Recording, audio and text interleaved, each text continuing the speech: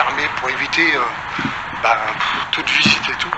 Mais bon, forcément avec les années, je sais que ça fait déjà pas mal d'années que c'est abandonné, donc c'est pour ça qu'il reste pas grand chose. Mais bon, après on peut voir là déjà il y a un énorme trou là, des barres de fer qui traînent. Je vous l'ai dit, ici c'est un peu plus dangereux, il faut faire fortement attention. Vous voyez, il y a pas mal de déchets aussi, donc là pas mal de trous. En tout cas c'est un lieu assez fou. C'est un endroit de dingue.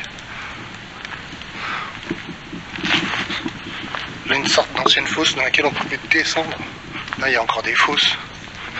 Là il y a des murailles, je vais vous les montrer.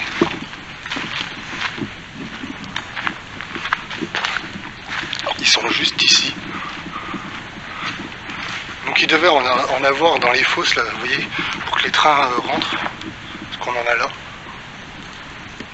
Et ça devait rentrer par ici. Alors ça je sais pas trop ce que c'est. Mais c'est assez fou. On est dans un endroit un peu spécial. Vous voyez ici il n'y a plus de toiture, il n'y a plus rien. La nature a repris ses droits totalement. Et c'est assez dingue.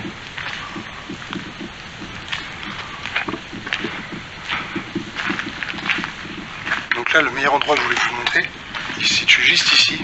Parce que ici c'est des anciens bâtiments qui sont totalement délabrés. Mais c'est ici, une sorte d'ancienne douche. Bon, les toitures, enfin le toit et tout ça, il y a pas mal d'eau, sachant qu'il a plu ces derniers jours. Et c'est assez incroyable. C'est tout ce qui reste. On peut voir du coup le bac à douche qui est juste là. Et là des accès un peu bizarres. Donc c'est vrai que c'est assez fou.